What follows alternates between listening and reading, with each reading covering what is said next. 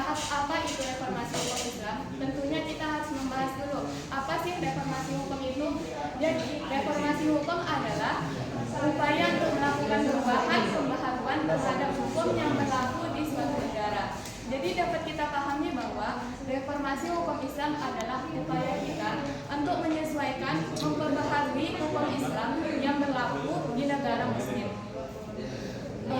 Dalam reformasi ini, Islam identik dengan islah, di mana islah ini adalah menyempurnakan atau memperbaiki hukum yang tidak sesuai atau membuang sesuatu yang musang atau rusak.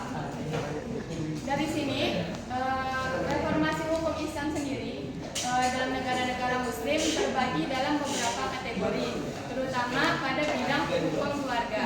Menurut Thohir Mahmud, hukum keluarga ini terbagi dalam 3 kategori, yaitu yang pertama hukum keluarga tradisional. Nah, yang menganut hukum keluarga tradisional ini adalah yang pertama yang paling kita sering dengar dan tentu kita ketahui adalah Arab Saudi, Yaman, Kuwait, dan masih banyak lagi. Yang kedua yaitu hukum keluarga sekuler.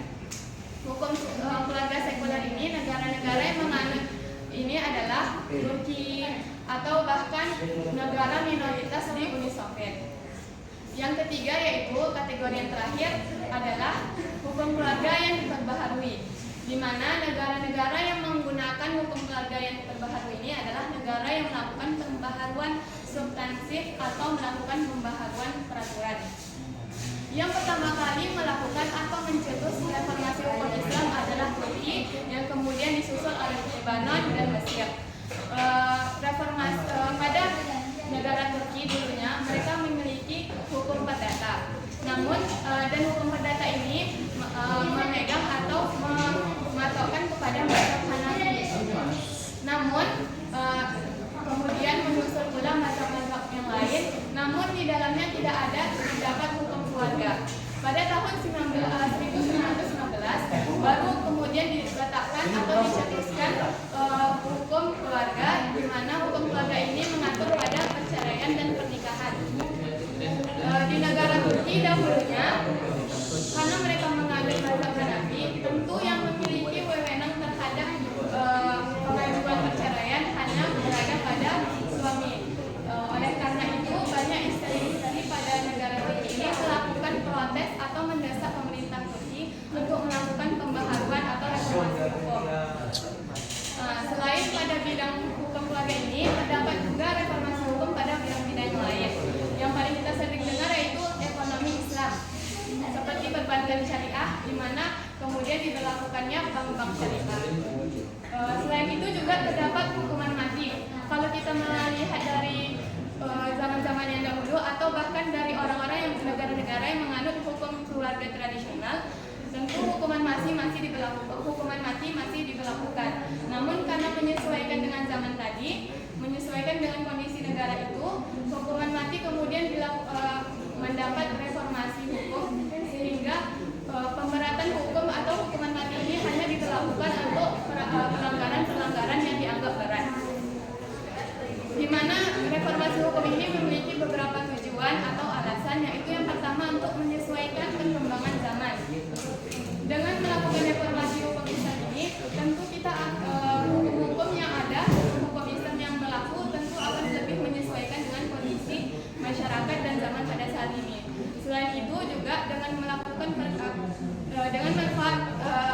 dengan manfaat bahwa reformasi hukum Islam ini menjadi memberikan dampak bahwa hukum Islam menyesuaikan zaman, itu juga sebagai pembantahan atau meluruskan kembali stereotip negatif di mana pandangan Barat yang menganggap bahwa hukum Islam ini terlalu kaku. Selanjutnya yaitu adalah alasan dilakukannya reformasi hukum Islam adalah dengan untuk kembali menyatukan aliran-aliran Islam. Dengan reformasi hukum Islam, tentu kita akan kembali mengkaji dan meluruskan pemikiran dan interpretasi yang berlaku di antara orang-orang yang memiliki wewenang terhadap reformasi hukum Islam ini. Dengan dilakukannya kembali reformasi hukum Islam ini, tentu akan kembali menyegarkan pemikiran-pemikiran yang berlaku di suatu negara tersebut. Selanjutnya oleh wanita.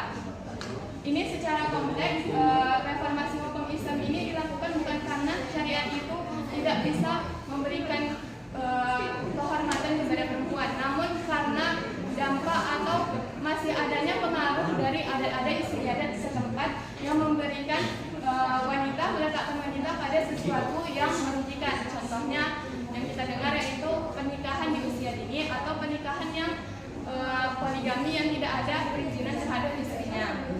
Tentu dengan reformasi hukum Islam ini diharapkan dapat mencegah atau mengurangi hal-hal yang dapat memberikan perempuan atau meletakkan perempuan pada sesuatu yang merugikan tersebut. Selanjutnya yaitu untuk mewujudkan unifikasi hukum. Dengan reformasi hukum Islam ini, tentu kita akan menyesuaikan dengan kondisi masyarakat yang ada di negara tersebut.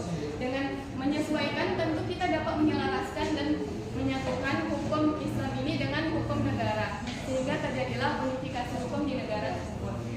Selanjutnya yaitu untuk menyesuaikan dan agar dapat digunakan dan dipahami oleh masyarakat pada zaman sekarang.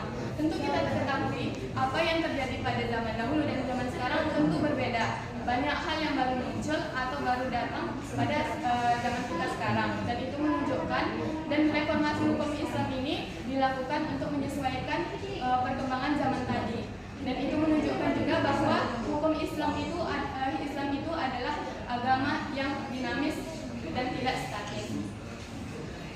Dari sini kita ketahui bahwa reformasi hukum Islam ini menjadi salah satu bagian dari di mana hukum Islam ini kemudian berkembang. Kenapa? Karena reformasi hukum Islam ini tentu akan berhubungan dan selalu berkesinambungan dengan waktu dan masa.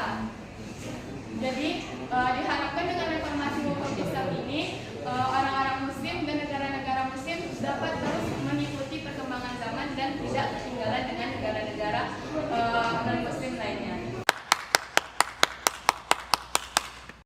Oke, cukup sekian. Bagi yang ingin bertanya, dipersilahkan.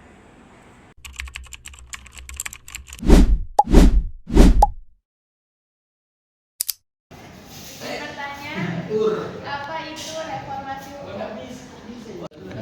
Reformasi hukum. Nah, reformasi hukum ini adalah upaya kita untuk melakukan pembaharuan, untuk melakukan perubahan terhadap hukum yang berlaku di negara tersebut. Paham nggak sih? Iya, paham.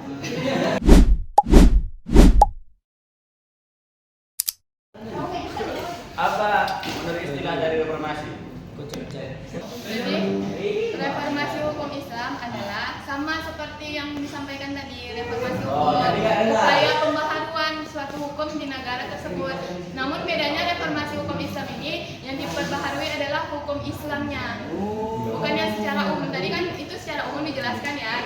Oke, paham? Siapa namanya? Paham apa aja.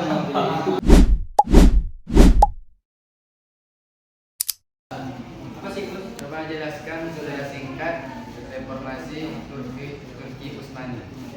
Reformasi hukum Islam yang terjadi di Turki, tentu kita langsung tahu kenapa? Karena Turki ini adalah awal atau sebagai kiblat dari reformasi hukum itu sendiri. Dari mana mulainya reformasi hukum Islam ini di Turki ini? Yaitu ketika pada tahun 1915,